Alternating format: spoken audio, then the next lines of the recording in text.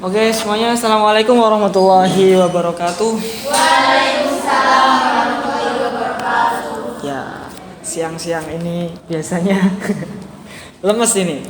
Masih semangat? Enggak. Tadi istirahat nggak beli makan tak kok lemes? Enggak punya uang. Enggak bawa uang. Enggak bawa uang satu. Ya udah besok minta ke kepala sekolah ya. Minta bapaknya. Minta bapaknya aja. Mungkin hari ini ulang tahun bisa ditraktir gitu Pak. Ulang tahunnya masih lama. Oke. Sebelum kita memulai pembelajaran pada hari ini, kita berdoa terlebih dahulu agar ilmu yang Bapak sampaikan bisa bermanfaat.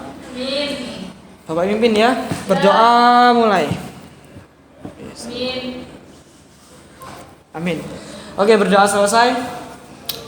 Nah, kemarin belajar bahasa Indonesianya sama Bu Perina.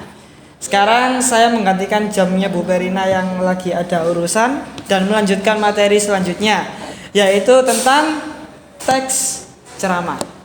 Nah, ada yang tahu apa itu teks ceramah? Ya, kurang lebih seperti pidato, tapi ada sedikit perbedaan antara teks pidato dengan teks ceramah. Apa itu perbedaannya? Isi materinya Pak. Ya, dari segi materinya ada perbedaan. Ada lagi yang bisa memberitahu apa perbedaan teks ceramah dan teks pidato? Oke, Bapak terangkan dulu ya. Jadi teks ceramah ini kurang lebih materinya sama seperti teks pidato, yaitu bersifat edukatif atau memberi pengajaran kepada para pendengarnya dengan tujuan yaitu untuk mengajak atau meyakinkan pendengar. Nah, teks ceramah ini ditujukan untuk didengarkan oleh banyak orang. Misalnya ada ceramah kalau anak-anak bisa biasanya lihat TV, ada ceramahnya siapa aja? Nah, betul. Ada Ustaz Maulana yang biasanya pagi-pagi Jawa. Nah. Lah itu. Nah, tapi tidak hanya di televisi, semisal di radio. Nah, apakah itu bisa disebut dengan teks ceramah juga? Di radio bisa? Ya, jawabannya bisa. Di internet, biasanya di YouTube kita temukan banyak ustadz-ustadz yang ceramah juga. Nah, ajaran-ajaran yang terkandung dalam sebuah teks ceramah itu biasanya meliputi nasihat, meliputi petuah, petunjuk, dan para kisah-kisah seperti kisah para nabi dan kisah-kisah pahlawan-pahlawan yang telah berjasa seperti itu. Nah, ini ada sedikit pertanyaan buat kalian. Apakah Bapak menerangkan ini bisa disebut dengan metode ceramah juga? Ya. Bisa Pak. Kalau di metode pembelajaran itu namanya apa? Ayo, ada yang ingat? Enggak. Masih ingat tentang teacher center learning ya? TCL itu. Nah, itu bisa disebut dengan metode ceramah. Seperti itu.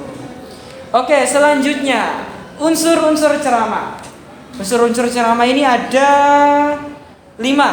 Yang pertama ada yang saya sendiri sebagai penceramah atau sebagai pembicara. Yang kedua ada kalian ini sebagai audiens atau pendengar. Yang ketiga ada materi yang disampaikan. Yang keempat ada metode ceramah. Yang kelima ada media ceramah. Oke, selanjutnya yaitu struktur. Ada yang tahu enggak struktur ceramah? Ini strukturnya enggak banyak. Ada 3 aja. Ada yang mau menebak apa itu struktur teks ceramah? Enggak tahu? Nanti yang tahu Bapak kasih beng-beng. Ya nanti setelah pulang sekolah. Waduh. Kalau itu tuh ulang tahun ya.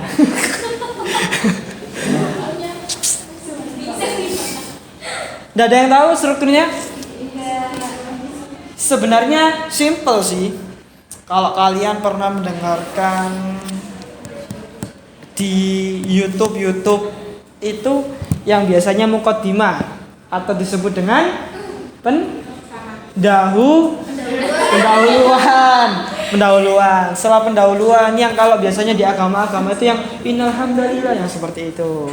Oke, yang kedua, setelah pendahuluan langsung masuk materi yaitu isi, betul Mbak Rindi. Yang ketiga ada ya betul penutup yang biasanya diisi dengan doa. Oke. Tadi sudah Bapak sampaikan pengertian, sudah Bapak sampaikan unsur-unsur, sudah Bapak sampaikan tentang struktur. Dan sekarang ada kaidah kebahasaan teks ceramah. Oke.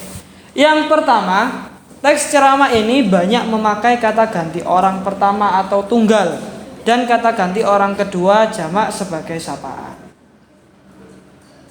Yang kedua, banyak memakai kata teknis atau istilah tertentu yang berkenaan dengan topik yang disampaikan kepada pendengar.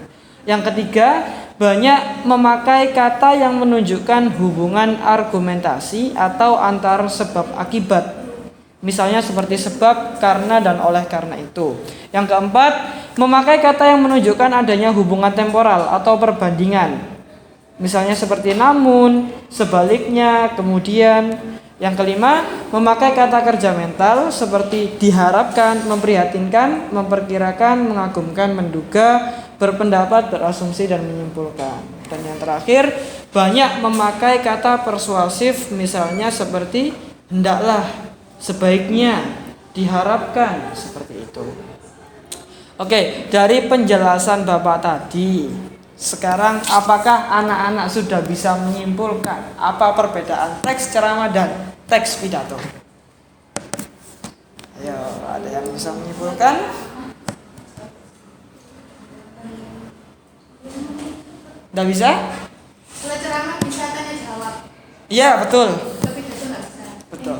Atau lebih disebut kalau teks pidato lebih ke satu arah. Tapi kalau teks ceramah bisa ke dua arah, bisa sebagai tanya jawab atau bisa disebut dengan memakai metode diskusi juga bisa, seperti itu. Oke, mungkin materi yang Bapak sampaikan cukup segini saja. Bapak mau bertanya, ada yang bisa mengulangi apa aja struktur teks ceramah? Angkat tangan. Angkat tangan dulu dong. Oke, Mbak Ratna. Pendahuluan isi penutup, Pak. Betul, pendahuluan isi penutup. Nanti jajannya ya minta ke kepala sekolah ya. Oke. Sekarang pengertian teks ceramah.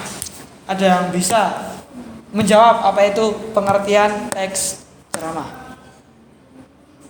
Ayo, opo mang? Cek tas diterangno masa lalu. Duh, kok browsing rek? Ayo dong, pakai bahasa kalian sendiri dong.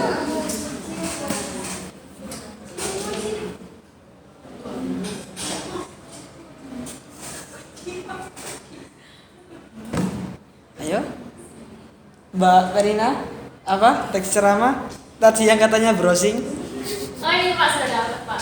Ya, Jadi bisa dibacakan? Teks ceramah itu teks yang berisi pemberitahuan, penyampaian suatu informasi baik pengetahuan maupun informasi yang lainnya. Dan Ya. disampaikan di depan banyak orang. Nah, betul. Jadi intinya adalah yang disampaikan itu sebuah pengajaran dengan tujuan mengajak atau meyakinkan. Seperti itu. Oke, mungkin cukup sekian ya. Semoga bermanfaat. Pada pertemuan berikutnya, ini Bu Perina kalau tidak salah masih ada urusan di Dignas. Jadi masih Bapak lanjutkan sampai materinya habis. Untuk minggu depan ini Bapak tidak memberikan tugas tulis karena materinya adalah tentang teks ceramah, maka minggu depan adalah tampil satu persatu. Selain juga melatih kalian dalam menyampaikan, ini juga melatih mental kalian. Pak kalau ceramah Jumatan ini. Ya, nanti ada beberapa nanti yang saya tunjuk untuk sebagai ceramah seperti Jumatan, khususnya yang laki-laki. Oke, mungkin Kertas ya Pak. Boleh dibawa lah. Iya, Pak. boleh. Ya. Untuk latihan yang pertama boleh. Ada yang tanyakan? Materi yang disampaikan cukup jelas? Oke, cakep. Oke, terima kasih atas waktunya. Bapak mohon maaf yang sebesar-besarnya. Kita ketemu lagi hari Rabu minggu depan. Bapak tutup, Bapak akhiri. Assalamualaikum warahmatullahi wabarakatuh. Waalaikumsalam warahmatullahi wabarakatuh.